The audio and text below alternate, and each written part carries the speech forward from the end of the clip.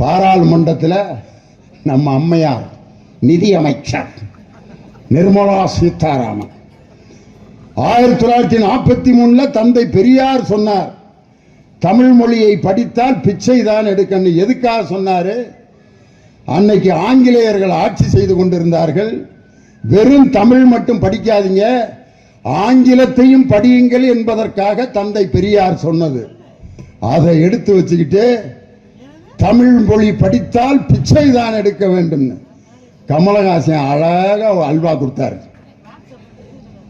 தமிழில் பிச்சை, எந்த மொழியில் எடுக்க வேண்டுமானாலும் பிச்சை எடுக்க ஒரு மொழி தேவை.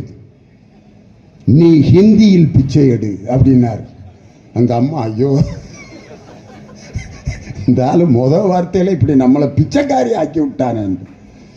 நான் இன்னைக்கு சொல்றேன், சிவபெருமான் பிட்டுக்கு மண் சுமந்து பிச்சை எடுத்து இந்த தமிழ் மொழியை பாதுகாத்து சிவனாண்டி பிச்சாண்டியாக மாறியது இந்த தமிழ் மொழியில் தான். சிவனே வந்து பிச்சை எடுத்து தமிழ் மொழியை பாதுகாத்த வரலாறு உண்டு. தமிழ் மொழி என்ன சாதாரண மொழியா? உண்மையிலே ஆஹா. இன்னொரு தடவை சொன்னேன், ஹிந்தி ஒழிகன்னு சொல்லாத, தமிழ் வாழ்கன்னு சொல்லுங்க. ஆஹா. திருவிளையாடல் படத்தில் நீங்க பாத்தீங்கன்னா நக்கீரனுக்கும் அந்த சிவபெருமானுக்கு இடையில ஒரு வாக்குவாதம் நடக்கும் பாருங்க.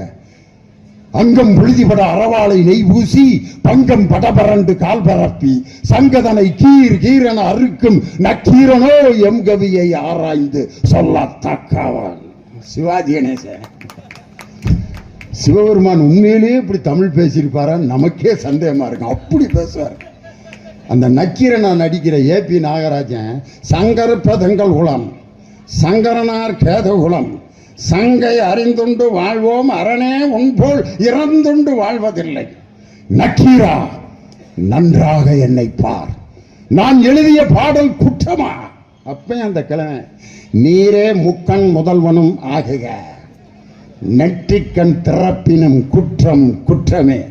வந்திருப்பது கடவுள் என்று தெரிந்திருந்தும் தமிழில் தவறு செய்தால் கடவுளையே எதிர்த்து கேட்கின்ற மொழி தமிழ் மொழி என்பதை நிரூபித்து காட்டிய வீரமிக்க மொழியா தமிழ் மொழி.